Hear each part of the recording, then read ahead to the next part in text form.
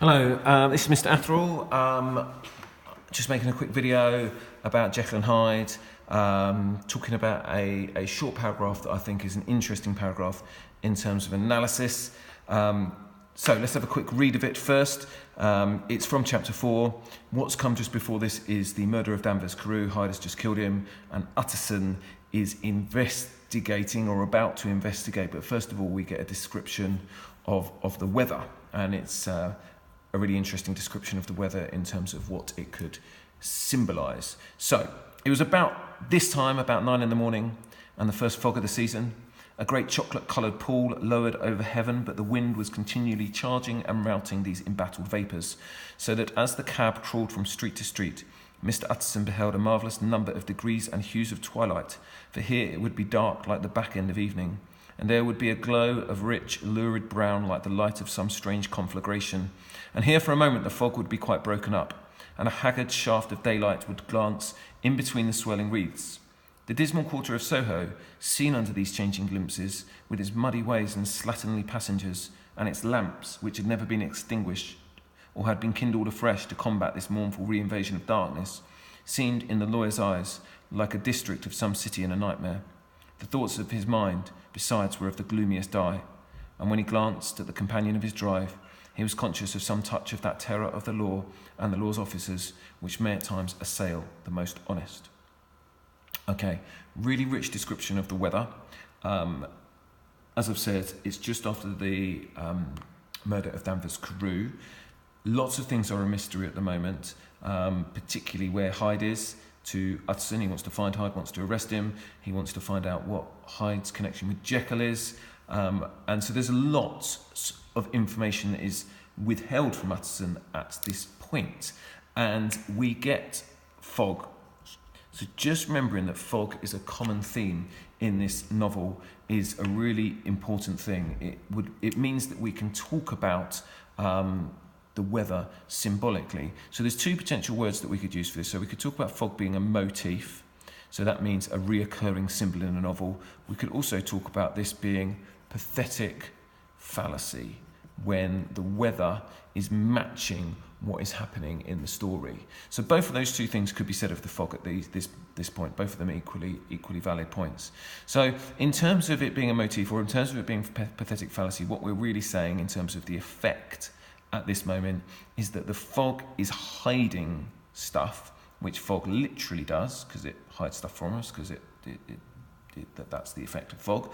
And at this moment in the story, lots of information is hidden both from the reader, because we haven't found out the truth yet, and is also hidden from Utterson, who can't see through the fog to see the truth of Jekyll and Hyde's connection and the fact that they are one. So the fog is meaningful on a symbolic level, which is an excellent thing to consider and to write about. We then get more description of the weather. So we get the wind continually charging and routing these embattled vapours. So this is the wind versus the fog that's being described here. So the wind is trying to sort of blow the vapours away. So there is an effort by Utterson to charge and rout, to do battle against these things that are hidden, to get rid of what is happening. So the weather is being personified here, and it is doing it, and Stevenson is doing that because he's showing that there is darkness and secrets attempting to be uncovered, but these secrets, they're embattled. They're not giving in. They're fighting back. Hyde is fighting back, and the battle that exists within this is a battle for truth, but also in this novel as a whole is good versus evil. And at the moment, it seems that evil is prevailing, evil is winning. Hyde is doing what he's doing and not getting punished for it at the moment. And obviously, eventually, Hyde does overpower Jekyll and takes on his identity. Also interesting, another piece of personification in this is this quote here. We've got combat the mournful re-invasion of darkness.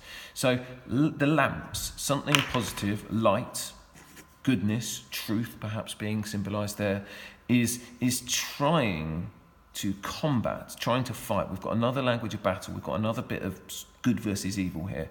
There's a fight going on. It's trying to combat this mournful re-invasion of darkness.